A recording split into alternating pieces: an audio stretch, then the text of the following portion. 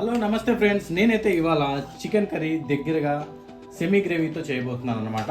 So నేను half KG చికెన్కి చేస్తున్నాను. సో దానికి కావాల్సిన ఇంగ్రీడియంట్స్ కూడా నేను చూపిస్తాను. ముందుకైతే కడిగి రెడీగా పెట్టుకున్న చికెన్ ఫ్రెష్ది చూసారా, మంచిగా పీసులు కొట్టించేసాను.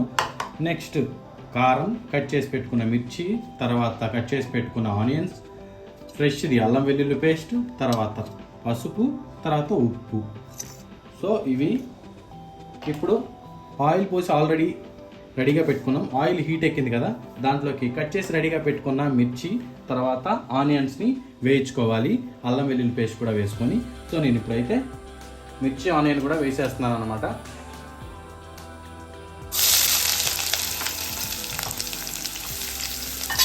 సో ఈ దోరగా అయితే వేయించుకోవాలి. సో చాలా ఈజీగా సింపుల్గా అయితే చేసుకోవచ్చు అనమాట. ఇన్స్టెంట్గా రెస్టారెంట్ స్టైల్లో చేసుకోవచ్చు.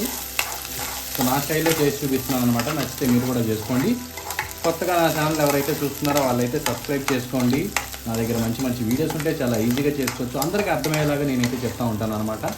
సో ఈ మధ్య కొంచెం డిలే అయింది నా వీడియోస్ పెట్టడం అయితే. సో ఇక ఆపేదే లేదు, తగ్గేదే లేదు.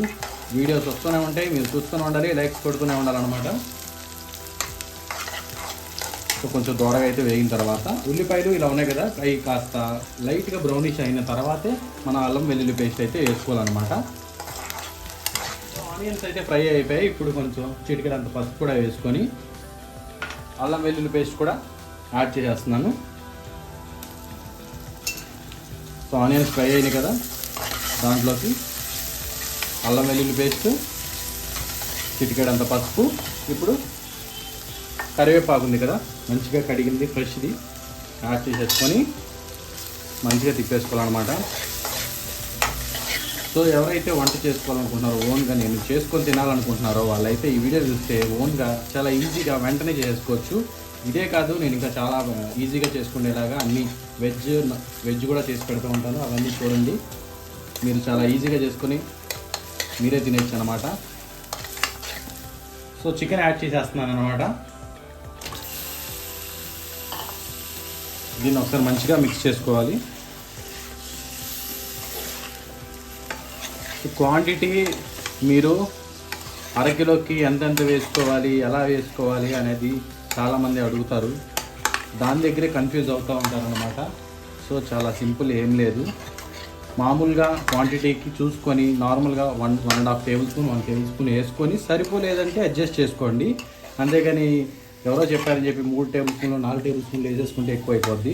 ఫస్ట్ అయితే క్వాంటిటీ చూసుకొని మీకు చూడగానే అర్థమైపోద్ది. సో దాన్ని బట్టి మీరు ఫాలో అయిపోవడమే.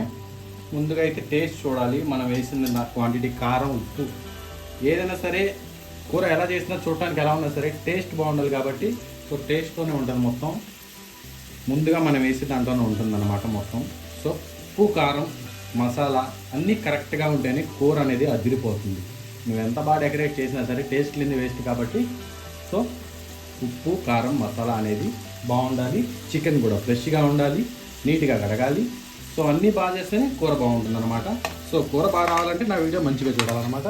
సో ముందు నుంచి ఎండ్ వరకు వీడియో అయితే చూస్తూనే ఉండండి. కొత్త వాళ్ళు ఎవరైనా ఉంటే సబ్స్క్రైబ్ చేసుకోండి, నచ్చితే లైక్ చేయండి, షేర్ కూడా చేయండి, మర్చిపోమాక. ఇప్పుడు సాల్ట్ యాడ్ చేసేస్తున్నాను.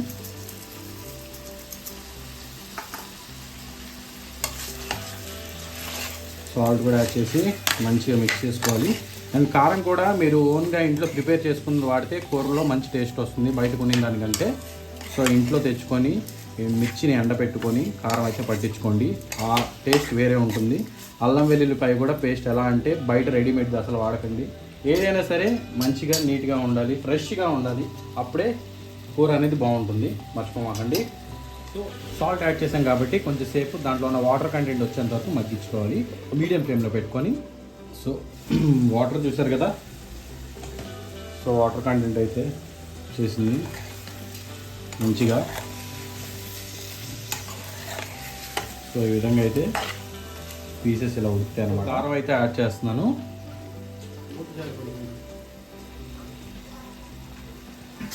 కారం అయితే యాడ్ చేశాను కదా. సో కారం చూసి భయపడకండి, అదంత కారమే ఉండదు. సో మీ ఇంట్లో పట్టించిందే కాబట్టి మీరైతే రుచికి తగ్గ కారం, ఉప్పు అయితే వేసుకోవాలి. నేనైతే ఫస్ట్ కొంచెం వేసాను కదా, ఇన్ కేస్ సరిపోకపోతే మళ్ళీ ఒకసారి చూసి అప్పుడు కారం అనేది యాడ్ చేస్తాం అన్నమాట. సో కొంచెంసేపు దీన్ని కారం వేసాం కాబట్టి వదిలేయాలి, ముక్క కారం పట్టాలి కాబట్టి. నార్మల్గా అయితే ఎండు కొబ్బరి వేస్తాం చికెన్లోకి, నేనైతే పచ్చి కొబ్బరి గసగసాలు వేస్తున్నాను అనమాట. దాన్ని మిక్సీ పట్టుకొని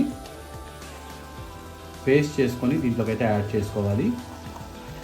వాటర్ ఏం లేదు, ఓన్లీ గసగసాలు పచ్చి కొబ్బరి.